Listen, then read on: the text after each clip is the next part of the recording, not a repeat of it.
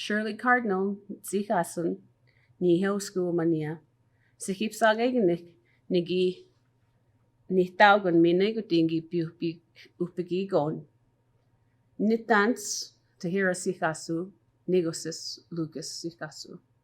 Higomina Piag Nusaman, Hali Ray Iguana Sikasu, Esquisis Manan Sikatao. Nanask mo namam stahil tayo pintum goyan ni sa kapiks ko yan. Higumanos nga piks ko atin danse kataskino igomina at muna kay witigo yakik managa kaguyatos katamako ma piks ko no. I was born and raised in a fluent language home, surrounded by kinfolk who were also fluent. I saw my nuhkumpan brighten syllabics. I only heard my mother speak English when I was 10 years old. So all along, growing up, I always assumed that my mom did not know an ounce of English. So imagine my shock when I first heard her speak in English at the local grocery store. In school was the first place that I was exposed to any form of syllabics or standard Roman orthography. In grade 6, we had our first local teacher, late Charlie Fiddler, enter our school and become our grade 6 teacher. And that's when I remember we first started having Cree lessons by our local elder now, Marianne Martel. And it was also at this time that I started to notice that a handful of people my age didn't speak Cree or chose not to speak the language. I attended university here in Saskatoon. Prior to that, I attended high school both in Beauval, Meadow Lake, and Meadow Lake to complete my grade 12. While in high school, I noticed that many in my peer group were not speaking the language already. And so, which was a surprise to me at that time, because the ones that I grew up with, we were always speaking Cree, and to be surrounded by more English, I naturally adjusted to that, and I myself began to use more English at that time. And as I mentioned, I attended university in Saskatoon. I was one of the few in my age group that spoke the language. I was able to speak the language with people who were 20 years older than I when we were attending ITEP. So at that time, that was in the early 90s already. Myself, I noticed the decline of our language use. I raised a son and daughter that could understand and speak phrases as toddlers, but once going to daycare and school, that quickly diminished, and I didn't have the fortitude at that time to fight for the language, which is probably one of my biggest regrets. I know that we're not supposed to live life with regrets, but that one I regret the most, is that I didn't fight hard enough for my language with my 2 children. And today I have my granddaughter, and I try my best to speak the language to her as much as I can. And I have her speaking a couple words here and there, and she does understand some commands when I speak them to her. So my heart's desire is to have my granddaughter, speaking the language, and hopefully my adults will become language learners and they'll reclaim their language. And today, that's what I want to talk about, is how do we reclaim our language? And I want to talk about using the land and stories to help us reclaim, revitalize, and make those necessary connections and relationships between language learners and language keepers.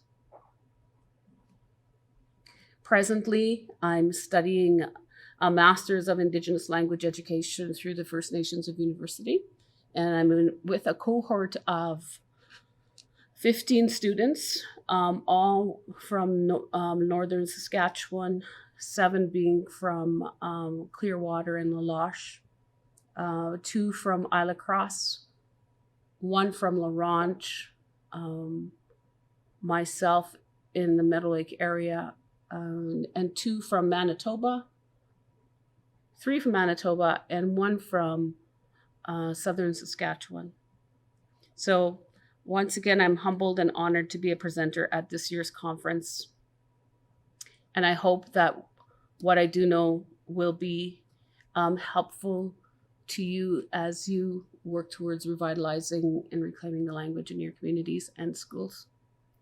So I will share first about how learning the place names and the history of the landscape and the traditional territory, reserve lands, and family names will help build connections to the language and bring healing to our spirits.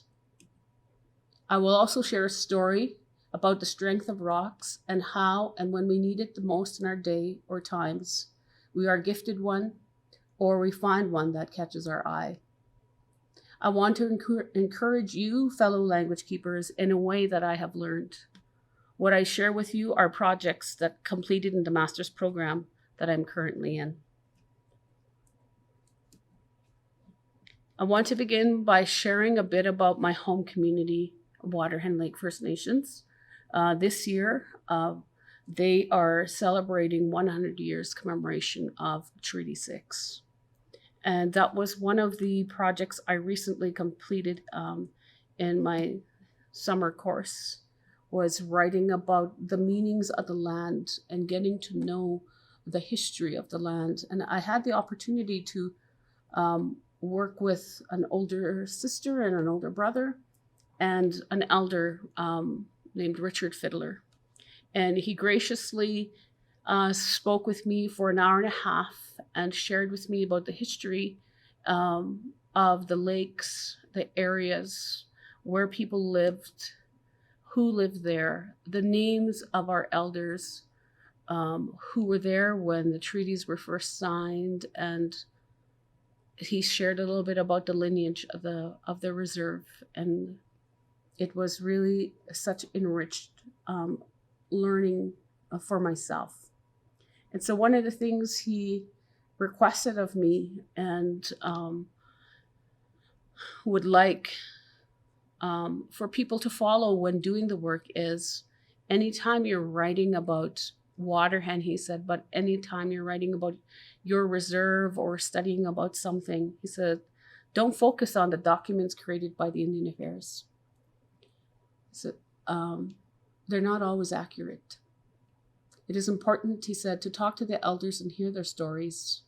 They know the stories that have been passed down to them by those elders that were there for those signings, and those elders who know where the traditional territory was and how we lived, where we lived, and why things came to be.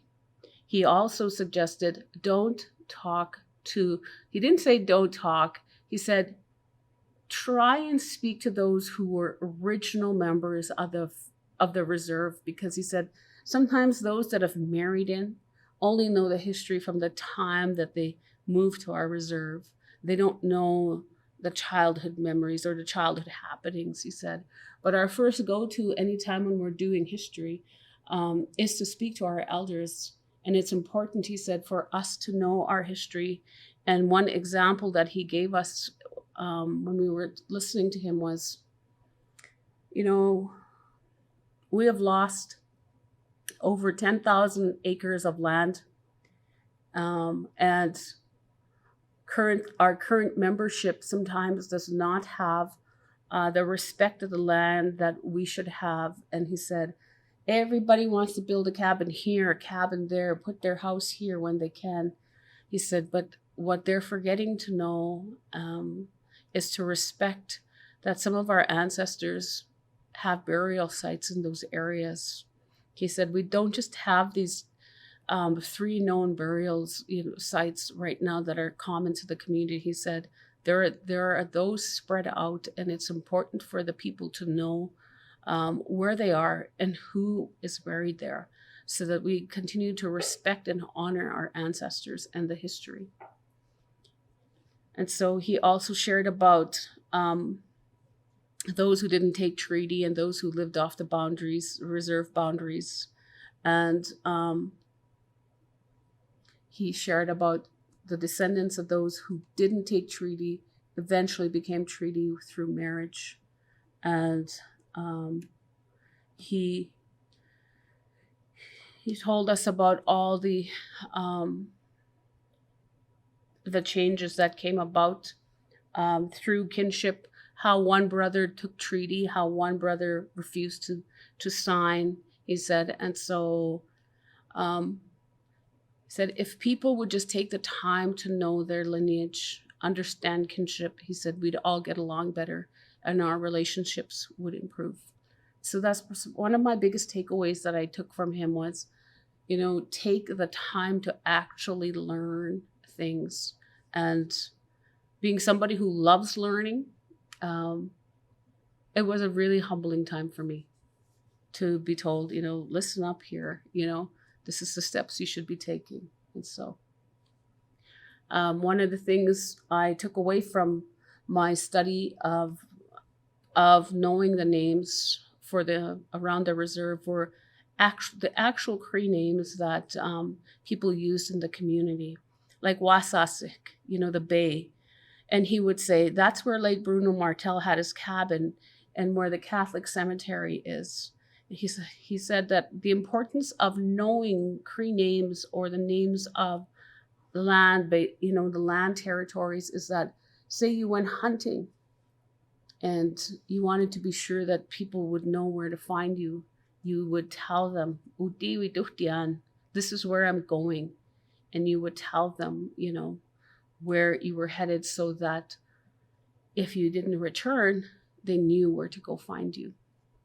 So learning our place names today is just as important. Like we teach our kids addresses, where do you live, and making that connection to the land of where am I going? This is where I'm going to go hunting. That's where we're going to go fishing. My berry picking patch is over there, which many people aren't sharing right now. Where do you find your blueberries? I just go like this, which is understandable because they're so few and far between. I also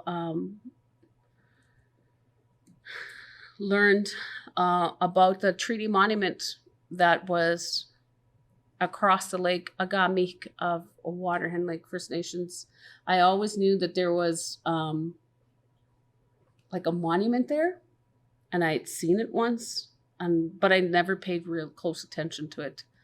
And it turns out it's the Treaty 6 monument that was placed there. And so the plaque is going to be replaced eventually. And there was talk that it might be relocated, but I'm not sure about that. And so taking the time to actually sit down with our elders to learn some of our words would be a great tool to teach our students, even us as language keepers, as language teachers, making the time to make those connections because they're eager to tell our stories. And he was anxious to know what was my marks, because what did I get for a mark? What did I get for a mark? So I was quite pleased with my mark, and I saw him at the treaty commemoration, and I was able to thank him for sharing his knowledge and wisdom with me. So that was one project we did, was getting to know our communities and knowing the names that are connected to the land. Another project that we had to do was take pictures of the berries, sustenance, mint, the waters, the lakes, the rivers, and identify them according to the name. But one thing I do want to share with you before I run out of time here, is a story about the little things that children do for us. You know, all our kids love picking rocks, throwing rocks, and collecting them. And in one of my earlier courses, we had to learn a story and share it with our classmates. And this was another rich experience with me and for me, as I was able to, make a personal connection to that story. And stories are a great tool for teaching our language. Our students could write their own story, tell their own story, even if they used both Cree English, Dene in English, Soto in English. But it's practicing the art of storytelling. And we always have kids come up to us. If you're on supervision, if you're out on a walk, you're sitting by the fire, you're at the lake, wherever you are, a child will hand you a rock. This is for you, and until last year, I didn't realize the power behind receiving a rock as a gift from a child. At any time, we should appreciate and be grateful for a kid reaching out to us and offering us a gift. And they often give us a rock. And when a child picks you rocks, it's rocks to demonstrate their love. And so I offered tobacco to my sister, Mary Dorothy Fiddler. And she told me about the power of the rock. And she said, the rock is our helper. And she said, I can tell you many times, sister, she told me, when I would be going through times of trouble, she said, a kid or an adult would bless me and come and say, hey, I have a rock for you. And that rock would be my strength that I needed to get through the situation, or the rock would provide me protection. And so I was really touched by her story. And she said, in fact, sister, I have rocks that are my protectors at my home. And so I went to visit her at her house. She allowed me to take pictures of her rocks. And she said, they're my protectors. And I really appreciate that. And so she said, some of these rocks I've collected myself, others that have been given to me. And so she said, so be mindful next time a kid gives you a rock. She showed me a beautiful collection of rocks on her table. And she said, these are rocks that have been given to me, and I respect them and I honor them. And I appreciate it, she said. And they're beautifully displayed on her table. And so she said, pay attention from now on. She said, when a child gives you a rock, or or an adult. And so I was really in tune with that. And so my granddaughter was just walking, and I took her for a walk, and she's kicking rocks, and she's just learning to walk, but she starts to collect them. And when she hands me, she says, here, Kukum. So I took it. When I took that rock, I immediately remembered what my sister told me. And when I took this rock from her, that rock was shaped like a heart. So I was, my heart burst with joy at that big gift that my granddaughter gave me. And she kept playing and found one more, smaller one this time. And so even that had a small shape of a heart. And so when I placed them on a sheet of paper at home, the shadow of those hearts, of those rocks, reflected that of a heart. And so I was like, oh, she just blessed me with so much more love, And at that time, it was like, oh my gosh, what am I going to do?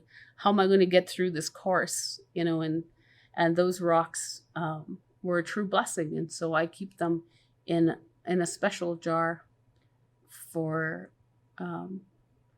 my strength and for a reminder of the gift of my granddaughter.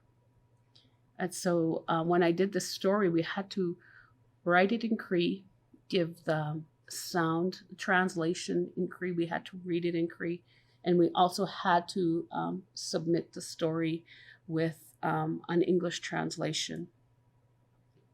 And so some of the things that we could use with storytelling would be to teach our values, make those relationships. The stories can be used to teach respect for our Mother Earth and that all natural things have life and power. There's protocol that we have to follow, giving offerings, thankfulness. The story can teach you the role of the children, love that is given freely, and stories always teach us something. And everyone has a story to share. Even if you think, I don't have any stories, but once you start listening to people tell stories, you are reminded of one. And so stories can be helpful to adult second language learners, that to help them reconnect to their culture and reconnect to their language. Because the more they hear stories in their languages, it becomes rooted inside of them and they remember it that much more. And so those were the two projects I wanted to share with you, and hopefully that you would be able to take something away to help you in your walk as a language keeper or a second language learner or someone who continues to reclaim and revitalize the language. Was one, let's seek out our elders. Two, let's know our history of the land locations, our traditional territories, our lakes and our waters, and they usually all come with a story. Let's know the meaning of our last names, before they were translated. There's a lot of power to that. Let's know our treaties. And one, let's tell stories. Stories are really healing. Stories are there to bring us together, and stories can open up the possibilities, all possibilities of language learning with our students. We just have to be creative and, open up the gift of storytelling within our students. Some people have that natural gift of storytelling. Others, like myself, have to learn it, And so I hope that you would have some takeaway with my presentation. And I thank you for taking the time to listen. And I just want to encourage you in your work with language. Keep going. Don't give up. It is a necessary work that we have to do, because language is who we are. And when we speak our language, we are that much more stronger. So even if you think it's trying, it's also very rewarding. So let's keep going and do what we can to have our adults, young adults, our children, and our future generations speak our languages. Ikuse.